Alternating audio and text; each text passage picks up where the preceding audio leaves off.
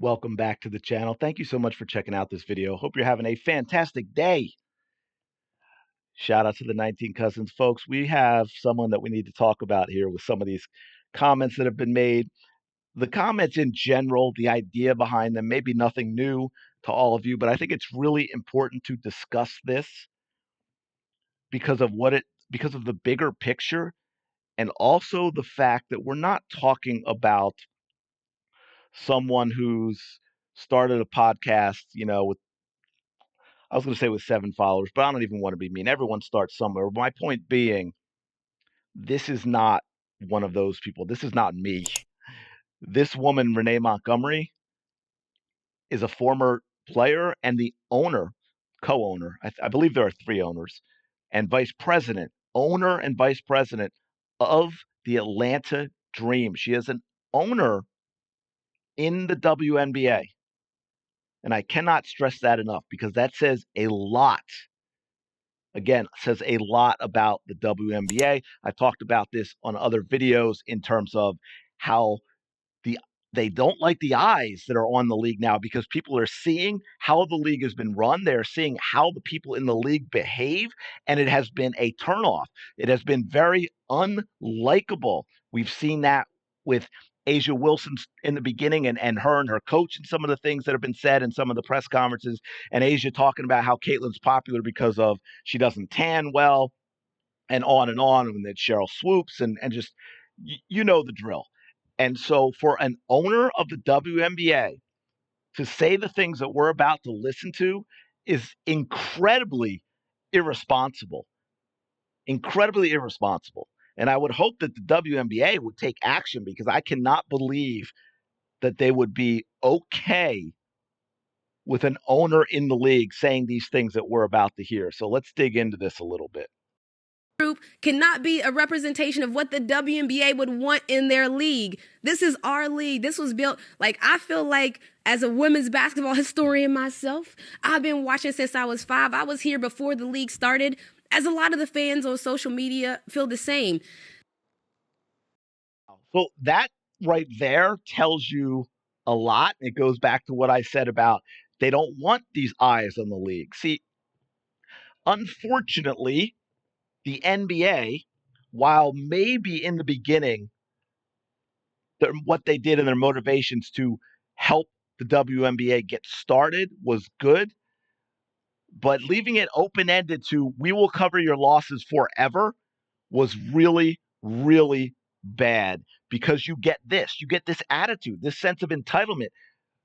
Renee, it's actually not first of all, any league is the fans' league because without fans, there is no league, which is the problem with what the NBA has done. The WNBA should have dissolved, gone under, and folded 25 years ago because there is no fan base to support it. You all can scream about all the excuses for that you want, but there's been no fan base to support it, and no other league in existence has gotten the help that the WNBA has gotten. Remember when this league started, Michael Jordan was doing press with Cheryl Swoops as they tried to make Cheryl Swoops the face of the WNBA. The WNBA had every advantage in the world. And see, they don't understand when they say it's our league. That's the sense of entitlement. It's their league. They don't get that their league only exists because of the NBA and they actually need fans. They should need fans to exist. But that's, again, where I go back to the whole petty jealousy stuff for all of them. They don't want these fans, people. I'm telling you, she just said it. And your fans on social media, Renee, first of all, most of them aren't fans. They aren't buying tickets and they aren't buying merch. They aren't spending any money on your league. They're just on Twitter being loud voices, using the attacks on the Caitlin Clark fan base to spew a lot of other hate and nonsense. And your actual fans, all 12 of them, aren't anywhere near enough to keep the WNBA in existence. So if you want to give me this, it's our league stuff, here's the deal. Either zip it, no more talking, or you agree no more NBA money and you stand on your own. And then we'll see what you think about fans. That ain't a representation of us. Y'all not like us. They not like us, okay? You are not a representation of them. You are not good enough. You are bad. You are not like them, and they don't like you. They don't want you around. By the way, as you can see, when she says she addresses Caitlin Clark stands, which I guess stands is supposed to be an insult instead of saying fans, a hit dog will holla. So keep that in mind as well, all you Caitlin Clark fans. You are nothing but a dog to the owner of the Atlanta Dream. The owner of the Atlanta Dream. Let's keep that in mind. That's who's speaking right now. Okay, so please don't confuse me saying motivated by hate by meaning hating on a team the way a normal die-hard fan would. For instance, let me just give you some examples. A die-hard Falcons fan can hate the Saints, but they would be going a little bit too far if they created nude AI pictures of Saints players and then sent them to the Saints players' families. That's what Caitlin stans have done to Angel Reese. Okay, that's a lie. Renee, that's a lie. Caitlin Clark fans have not done that. I believe. Let me know in the comments below to double check. But from my research, I saw someone said those actually happened in college. Not condoning it. It is wrong. But here's the point that I'm making. She is saying that that is because of Caitlin Clark fans. That is why that happened, and that is a lie. Why? Because normal Caitlin Clark fans wouldn't do that. And two, again, it is a bad thing that shouldn't happen to anyone, but it is the internet. So we know that while there's a lot of good that's created from it and people getting to interact and all of this, there's also a lot of bad. And long before we even had AI images, just people with Photoshop open up a private browser and do your searches on any of big time celebrities, and you will find, unfortunately, Photoshop nude images of them. It is not a new thing to Angel Reese, and it is certainly not a Caitlin Clark fan thing. By the way, Renee doesn't want to talk about it, but forget AI. There were actually nudes of Caitlin Clark out there when she was in college because someone got pictures. I forget if it was pictures or video of her in the shower at Iowa.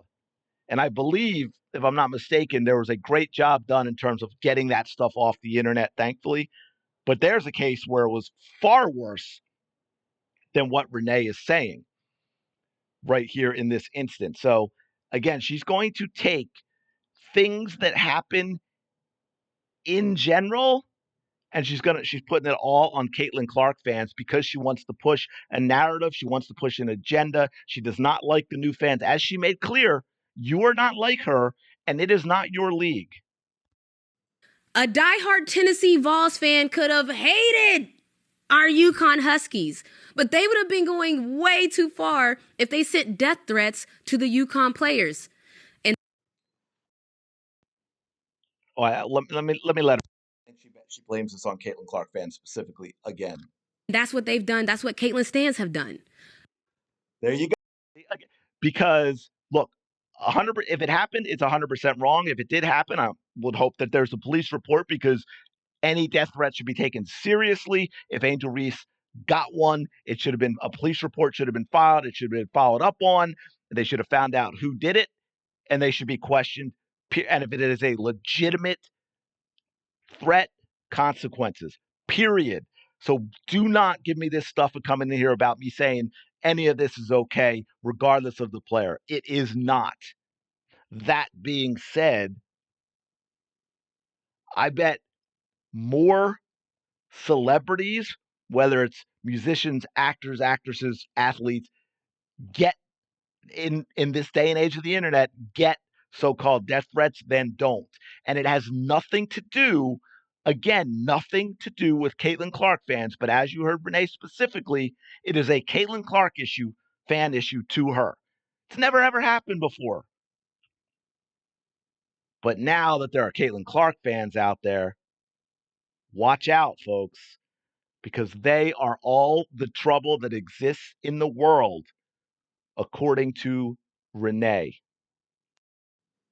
A diehard Celtics fan could hate the Lakers, And you know what? If we being honest, that Celtics fan base has definitely gone too far with some of their racist remarks and their treatments of players. It's not okay. It's okay to be a hater in sports.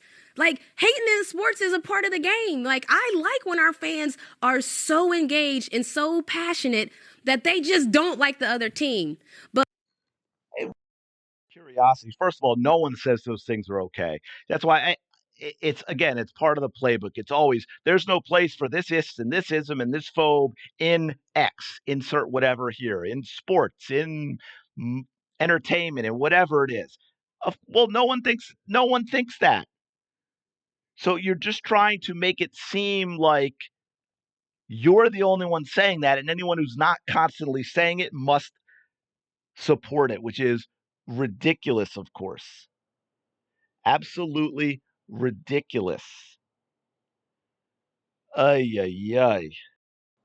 But being racist, sexist, and violent with your words, come on now. What are we doing? Come on now. That's not acceptable. I mean, honestly, imagine if one of the stands said the things that they were saying. What if they said it to your daughter, your wife, your cousin, your sister? Folks might be ready to fight, okay? Again, well, she just kind of reinforced what I was just saying is ridiculous. She's making those. Yeah, again, nobody believes those things are okay. And again, it's not Caitlin Clark fans. In fact, Renee, you are the one causing the problem by constantly pushing this narrative, by constantly lying and demonizing an entire group of people. You are sitting there saying these people are terrible. They do these horrible things. It's our league, and we don't want them because they're terrible. What is that saying to the people who follow and listen to you? You are othering Caitlin Clark fans, and that is going to lead nowhere good. And if I were WNBA commissioner, I would be going through a lot of league rules and regulations with a fine tooth comb and a good lawyer base to see if I can have you removed as an Atlanta Dream owner, because I do not want you as an owner in my league if I am the commissioner, because you are a liability and causing a lot of problems. Okay? So Caitlyn, unfortunately for her, this is a group that is attached to her, not her asking this group to follow. It seems that they found a home in this fan base. Oh man, yeah, it's amazing, isn't it? How these absolutely terrible people all seem to come together in the Caitlin Clark fan base, but you can't find them. All you can find are trolls. It is an excuse. See, let me explain something to you with people like Renee. Look, there are people, lots of people, unfortunately, the people that follow people like Renee who believe all of this. People like Renee, I'm not so sure that they do. I think it's an excuse. They see an opportunity to take what a troll says that doesn't even care about basketball, let alone even really know who Caitlin Clark is, but sees an opportunity. And then they say that is what the entire fan base is like. And they try and push a narrative. Right? Oh yeah, this person says that about the photos vids of Caitlyn. She's been called a man. She's been harassed on Twitter and IG. Like I said earlier, Asia Wilson said she's popular only because she doesn't tan. Blah blah blah. But and how ridiculous this is. It's irresponsible for a co-owner of a WNBA team to circulate such misinformation without proper due diligence. The source of the news is Angel Reese. Every star is subjected to attacks from a fringe set of online freaks. To automatically categorize them as Caitlyn fans is sad. And that is my point. Again, it's not okay. None of it's good, but it has nothing to do with Caitlyn Clark fans. And it's being used to push a narrative. It's being used to demonize an entire group of people, and that is extremely dangerous. Um, Yeah, like this person says, LOL, let's be real. Is there one single celebrity that doesn't have naked AI photos? Right. And I'm not laughing at that. I'm laughing at the ridiculousness of her statement. Literally sites with millions of daily hits that have every person that's existed in alphabetical order. Not that I've ever seen said sites. That's fantastic. Betty White's there for Christ's sake.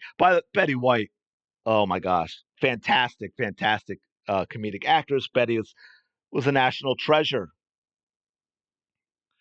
How do you even know this is true? This could be a small kind of thing where she lied. There's no proof of this.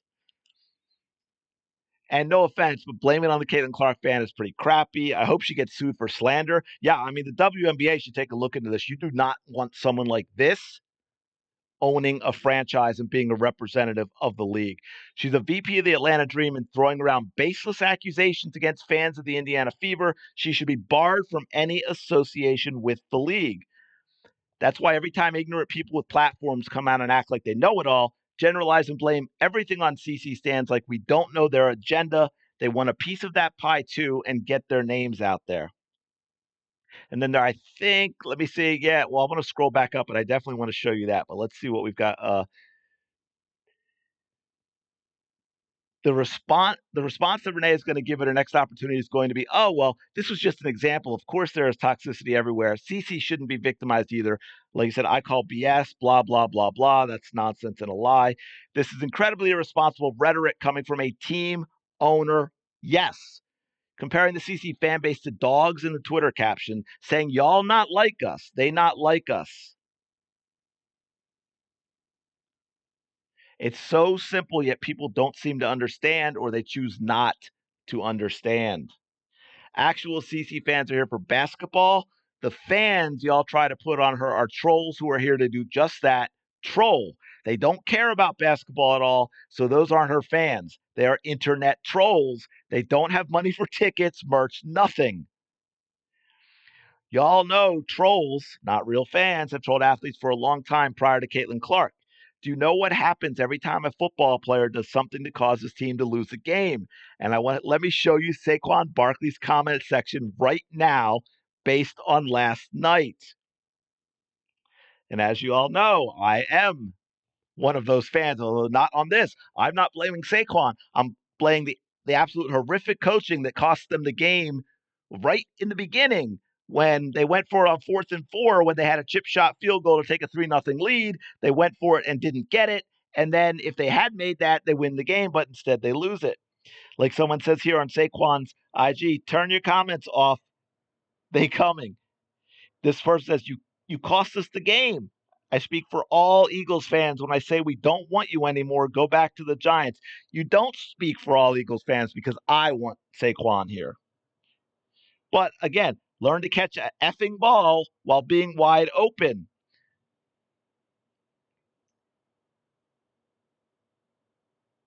Good catch, buddy. Maybe you should play in the XFL. I think you would be a better fit there. Thanks to your inability to catch an effing ball, I lost money tonight. And by the way, that's a big part of a lot of nonsense with fandom now is the betting aspect. Let's see, were there any others that were pretty bad? You dropped this choke artist, good catch. The Giants love you. We kept but they kept the clean ones here. But you get the point. This is, for better and worse, social media. As this person says, this is our league, she states.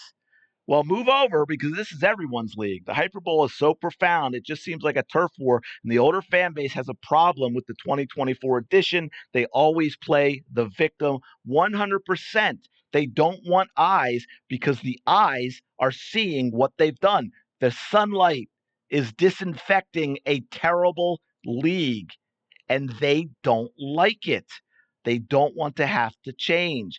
And I will say it again, unfortunately, it will never fully change until the NBA puts its foot down and says no more money. The WNBA has been allowed to act like this for 3 decades because they never have had to have fans, ever. They are a company that produces a product but never has to sell that product to a customer. because the NBA covers all the losses. It's crazy. Anyway, let me know your thoughts on the wonderful owner of the Atlanta Dream. And look, let me add this because I never advocate this. Don't go spewing nonsense on her Twitter or X or whatever you want to call it nowadays. That's not the point of this, but it is to show the issues and the problem the WNBA has when you have owners in the league saying these things. I mean, she sounds like a random troll on Twitter, but she is an owner of the Atlanta Dream. Oh, and by the way, I meant to tell her after that part about her fans not, how they act and not liking the other team and how much she loves that. You only have fans when you play the Fever. I mean, your record-setting attendance game that you moved to a bigger arena, Renee, that was because Caitlin Clark showed up. So all those fans that spent money on tickets to go to that game and put money in your pocket, they were Caitlin Clark fans. Anyway, let me know your thoughts in the comments below. Don't forget to like, comment, subscribe, all that awesome stuff. I really do appreciate it, and I will talk to you later.